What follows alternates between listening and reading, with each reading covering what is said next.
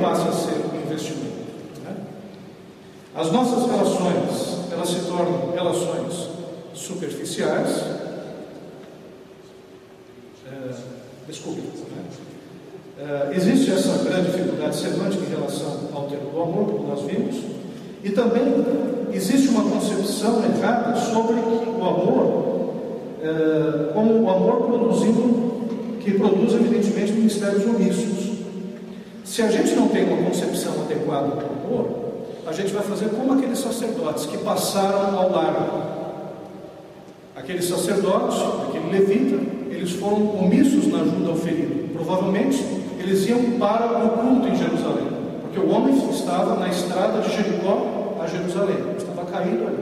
Então havia muitos sacerdotes que moravam em Jericó, eles estavam se direcionando provavelmente para Jerusalém, talvez apressados para os serviços no templo, e por conta disso eles foram passaram rapidamente, não dando atenção ao homem que estava caído no meio do caminho. Provavelmente seria essa a configuração.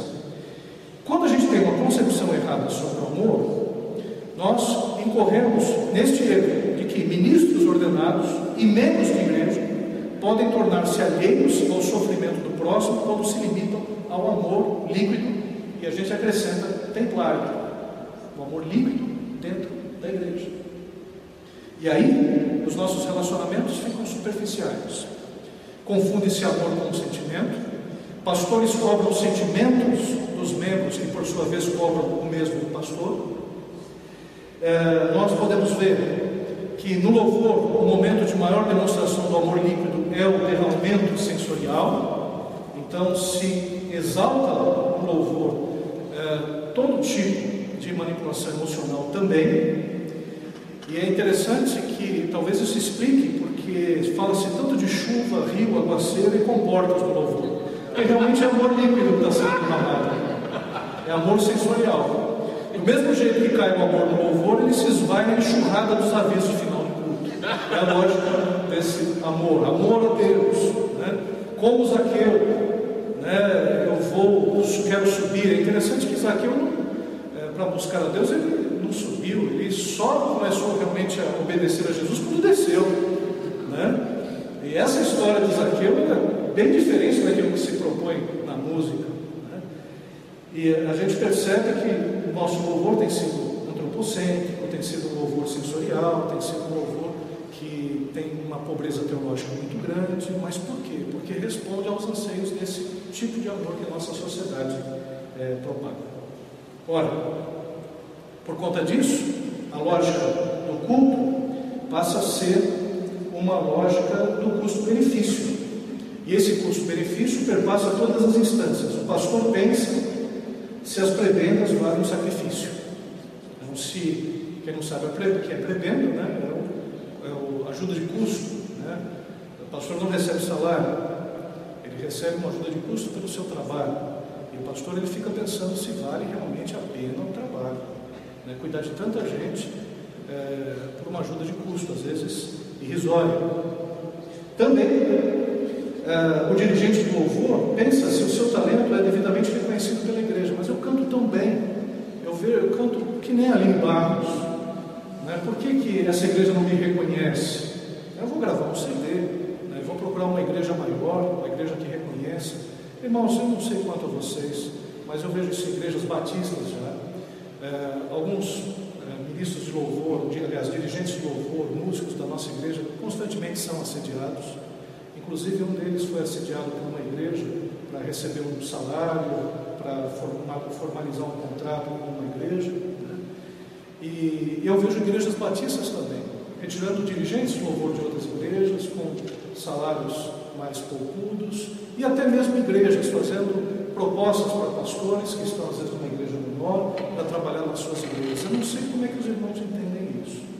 Eu sei que existe claramente um trabalho de Deus na nossa vida, que muitas vezes nos direciona para lugares diferentes.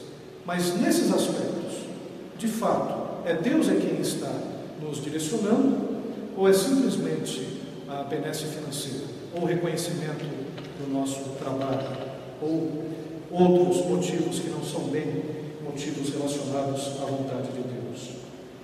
O membro, por exemplo, imagina se o seu investimento no dízimo está dando um bom retorno. E a igreja pensa, se vale o sacrifício manter o pacto e dar um plano cooperativo para a denominação. E etc, etc, etc. A gente poderia ir longe nessas perguntas, nessa ideia da lógica do custo-benefício.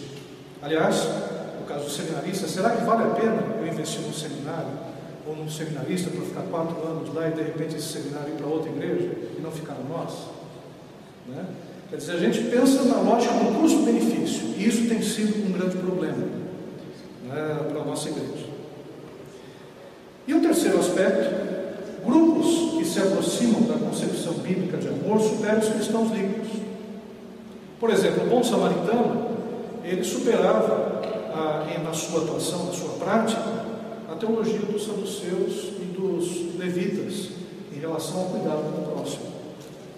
A igreja, ela passa a ser questionada pela sociedade quando não faz aquilo que é esperado dela. Numa face mais perversa, igrejas que adotam totalmente esse modelo ficam repletas de pessoas simplórias, um mínimo de reflexão, como ovelhas nas mãos de pastores inescrupulosos. Então, um monte de igrejas que nós temos visto esse modelo, várias igrejas batistas nossas também sendo influenciadas, vários pastores também, porque a questão não é o neopentecostalismo.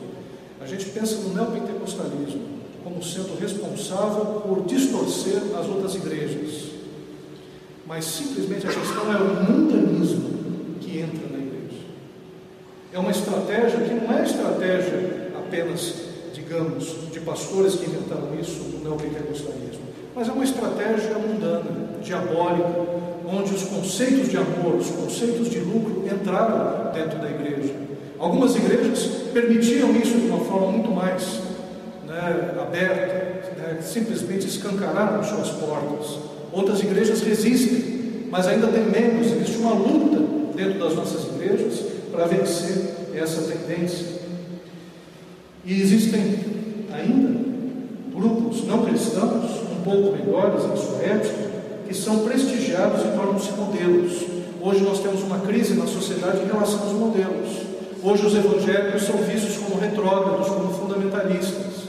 E por quê? Será que nós, de fato, apresentamos o amor cristão?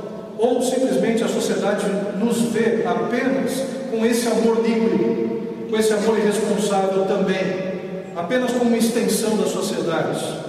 Então, alguns grupos que têm um pensamento melhor, digamos, um grupo que é um grupo com uma bandeira ecológica se levanta, essa bandeira ecológica chama mais atenção do que a mensagem que tem sido pregada na igreja, porque na prática eles estão fazendo uma coisa que tem um resultado melhor para o bem comum do que o que está muitas vezes acontecendo nas igrejas evangélicas, que apenas arrecadam, que apenas constroem impérios televisivos, que fazem grandes ministérios a partir do dinheiro das ovelhas, ou a partir da lã, a partir dos ossos, do sangue e de tudo das ovelhas, como o próprio Martinho Lutero chegou a denunciar na Igreja Católica nos seus dias.